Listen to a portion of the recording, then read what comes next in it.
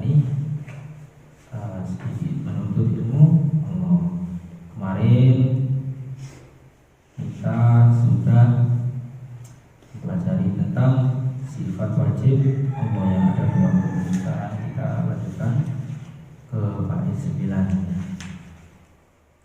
Faqudratu iradatu sam'un basar hayat ilmun kalam istam. Bait 9. Kudrat artinya berkuasa, iradah menghendaki, sama mendengar, basar melihat, hayat hidup, ilmun mempunyai ilmu, dan kalam dalam berfirman yang berlangsung terus.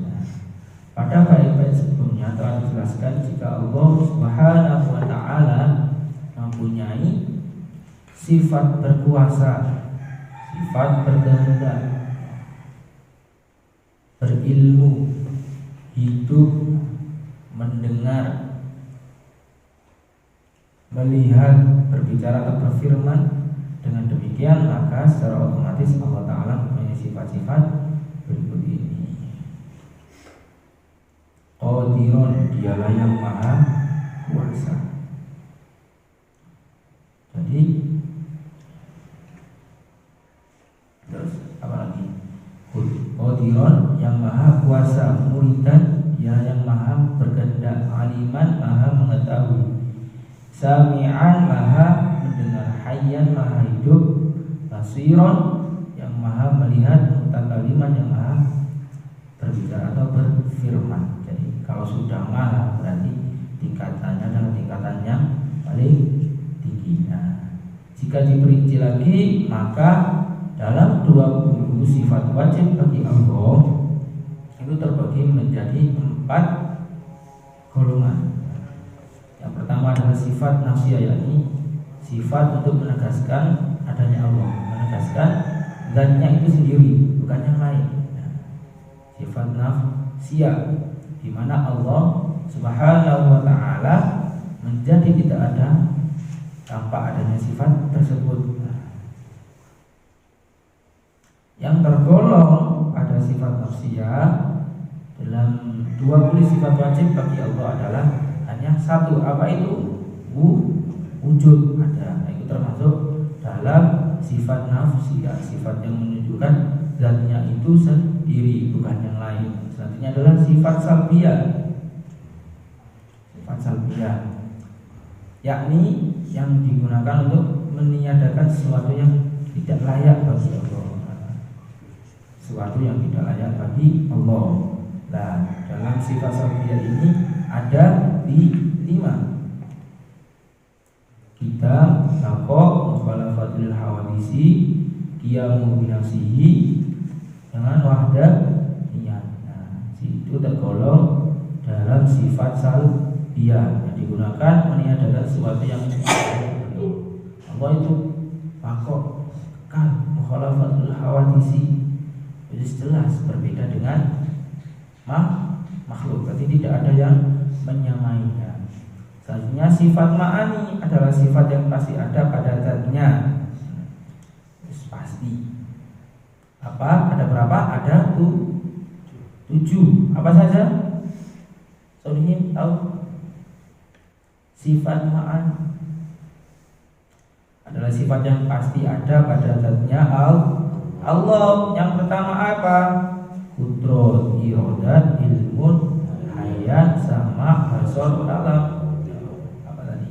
Allah itu maha kuasa. Allah kuasa atas apapun yang ada di muka bumi ini. Muridan, Allah yang maha berkehendak.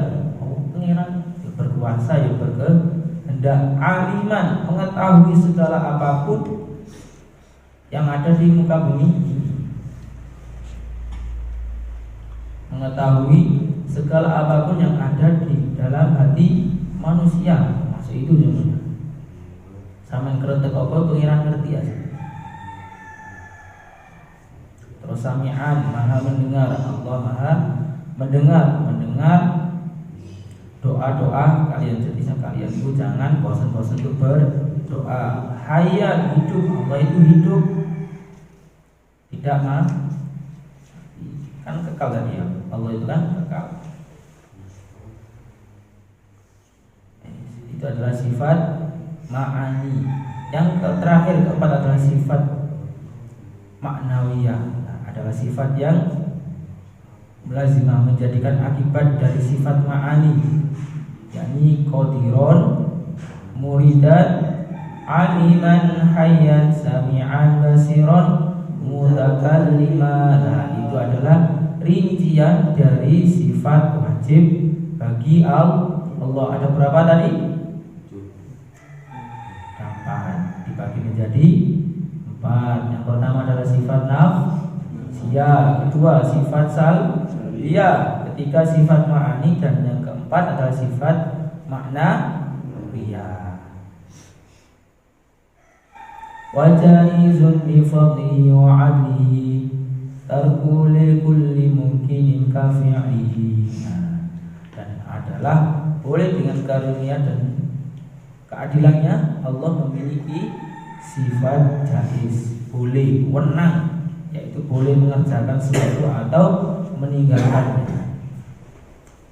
Jadi Allah sang pemilik alam semesta ini, Allah juga memiliki kita ya. Semua yang ada di alam ini adalah milik Allah, dan itu adalah Allah.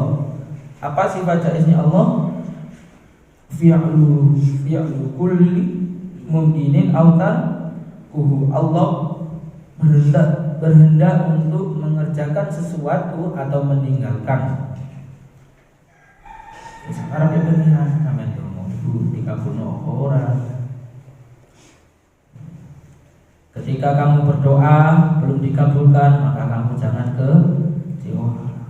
Di situ Allah ingin melihat sesungguhnya apa kamu meminta pertolongan kepada Allah. Tapi jika Allah itu mengabulkan apa yang kalian minta, di situ Allah menunjukkan bahwa Allah itu berkuasa. Tidak ada yang tidak mungkin baginya. Apapun yang menjadi kehendak Allah, apapun yang menjadi ketentuan Allah, itu pasti akan terjadi. Tidak ada satupun kekuatan yang dapat memaksanya. Allah Subhanahu wa ta'ala memiliki hak yang penuh untuk mengerjakan sesuatu atau mewujudkan sesuatu perkara, sebagaimana Allah mempunyai pilihan bebas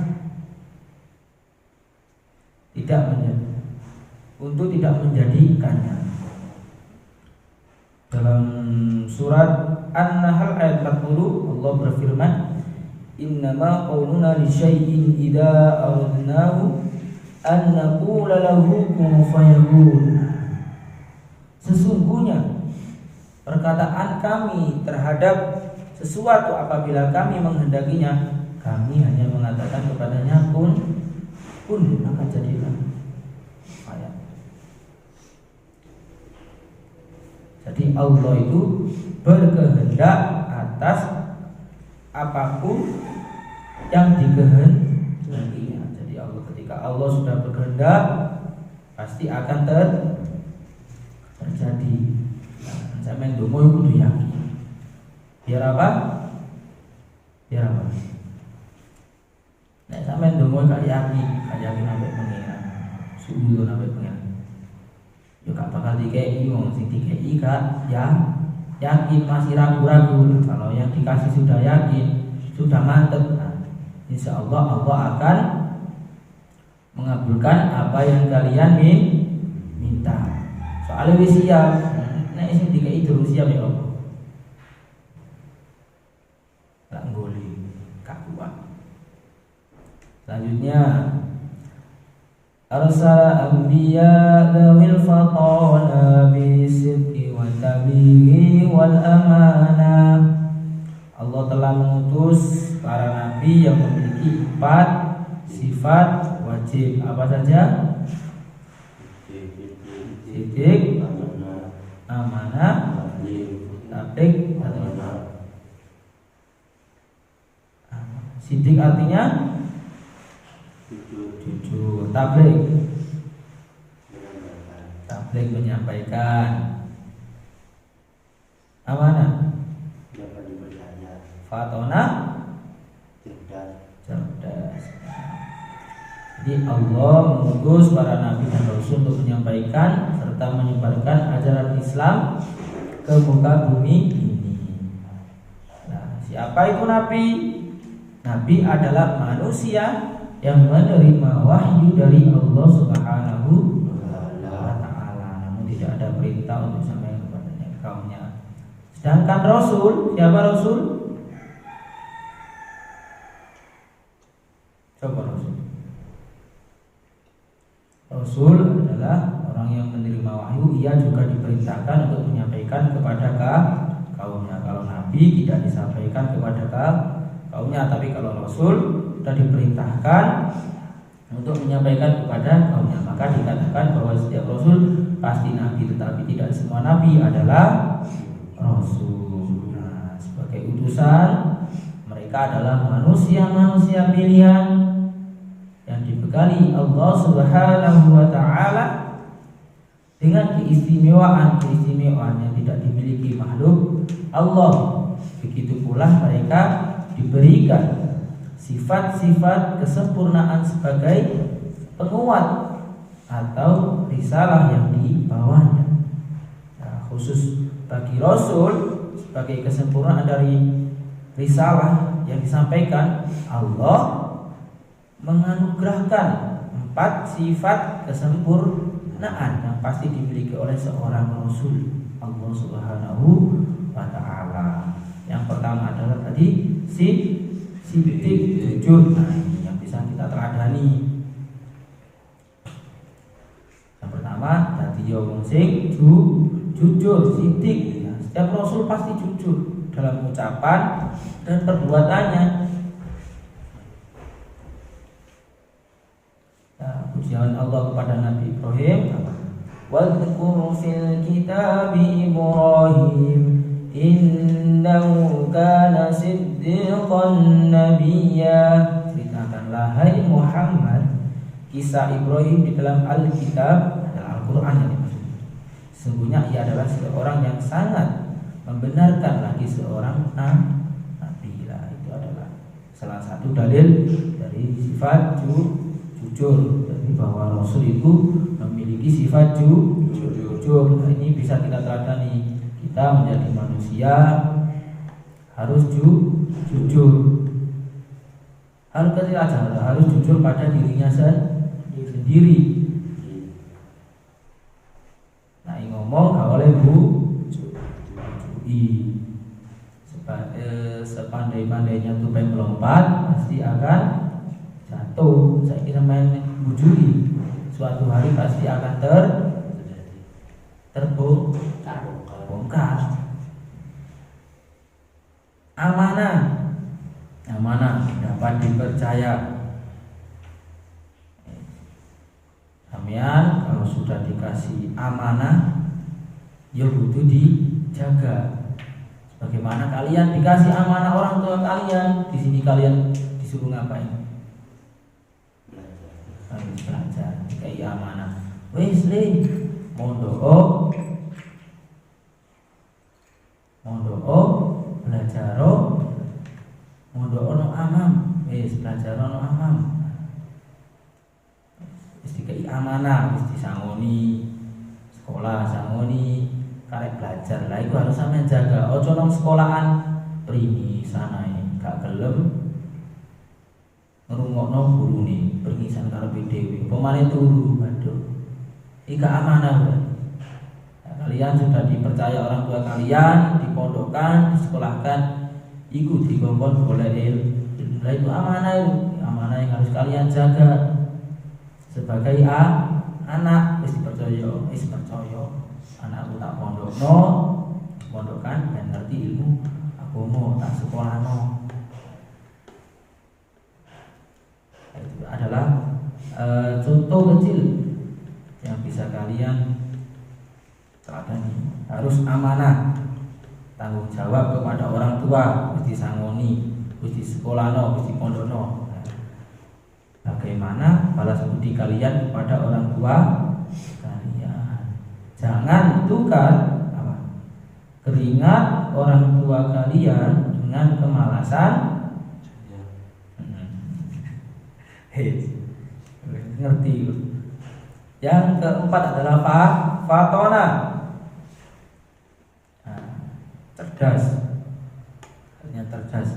Dalam menyampaikan risalah Allah Subhanahu wa taala tentu dibutuhkan kemampuan dan strategi khusus agar risalah yang disampaikan bisa diterima dengan baik. Karena itu seorang rasul pastilah orang yang cerdas, sangat berfungsi terutama dalam menghadapi orang-orang yang membangkang, menolak ajaran Islam. Jadi rasul itu pasti cerdas untuk menghadapi kaum-kaum yang membangkang. Rasulullah sendiri dakwah tidak langsung secara terang-terangan. Pertamanya secara sembunyi-sembunyi, habis itu baru secara terang-terangan. Jadi itu merupakan strategi dakwah. Wajahizun fi haqqihim min aradi bi ghairi naqsin ka khafi fil maradi. Dan boleh di dalam hak Rasul dari sifat manusia tanpa mengurangi derajat, misalnya sakit dan ringan, sakit dan yang ringan, sakit yang ringan. Jadi Rasul itu ya padha karo menungso.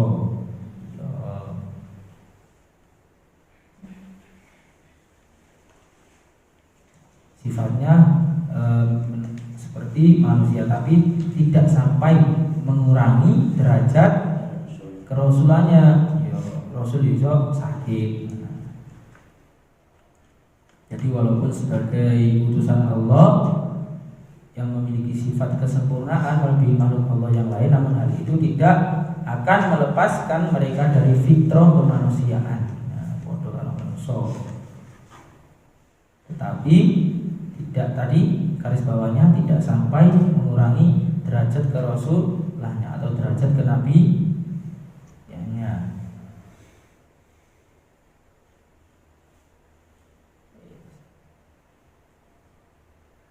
Ismatuhum kasairil malaika wajibatul wa fadlul malaika. Mereka mendapatkan penjagaan dari perbuatan dosa seperti para malaikat. Penjagaan itu wajib, bahkan Rasul lebih utama dari para malaikat. Para nabi dan Rasul itu terjaga dari dosa-dosa, maksum, dijaga oleh Allah dari dosa seperti malaikat kan itu. Bagaimana para malaikat terjaga dari dosa? Mereka terhindar dari perbuatan maksiat dan mereka meninggalkan maksiat karena mereka para nabi dan rasul adalah suri tauladan yang baik dan contoh yang tinggi sebagai kiblat manusia. Nabi dan rasul sebagai panutan sudah selayaknya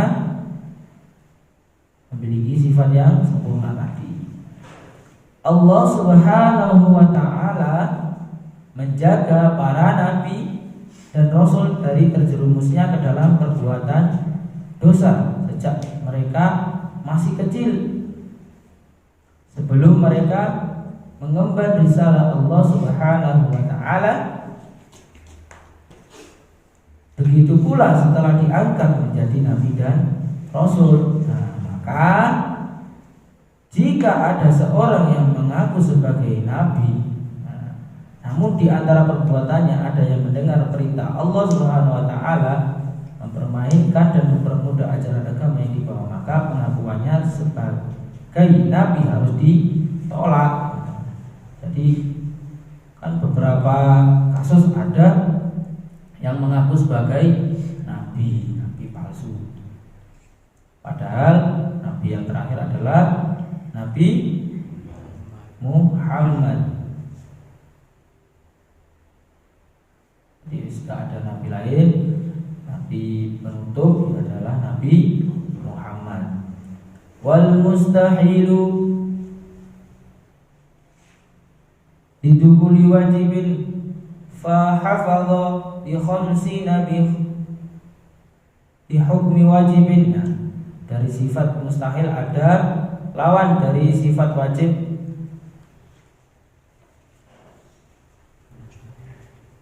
Maka hafalkanlah 50 sifat itu sebagai ketentuan yang wajib. Nah, sedangkan sifat mustahil bagi Rasul itu ada 4 juga. Sidik lawannya idzib, dusta. Amanah lawannya khianat.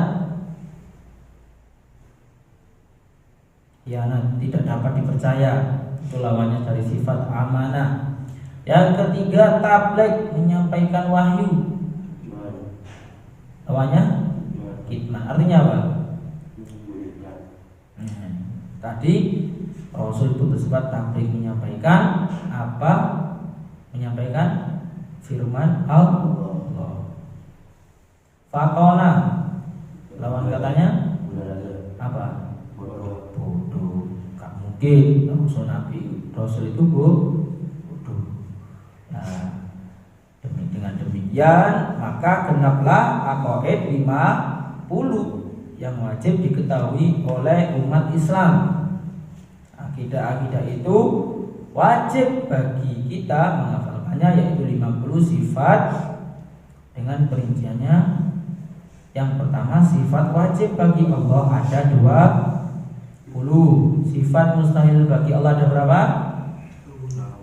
20. Sifat jaiz Allah Rasul 1. Sifat wajib bagi Rasul 4. Sifat mustahil bagi Rasul ada 4. Dan sifat jaiz bagi Allah adalah 1. Nah, itu rinciannya dari aqaid 50. Tafsilu 25 lazim. Wallahu a'lam bishawab. Rabbana anfa'na bima 'allamtana, Rabbi 'allimna alladhi yanfa'una, Rabbi faqihna wa faqih ahlana wa qarabati lana fi dinina. Rabbana anfa'na bima 'allamtana, Rabbi 'allimna alladhi yanfa'una, Rabbi faqihna wa faqih ahlana wa qarabati lana fi dinina. Rabbana anfa'na bima 'allamtana, Rabbi 'allimna alladhi yanfa'una, Rabbi faqihna wa faqih ahlana wa qarabati lana fi dinina. Subhanakallahumma wa bihamdika asyhadu an la ilaha illa anta astaghfiruka wa atubu ilaik. Sallallahu alaihi Muhammad.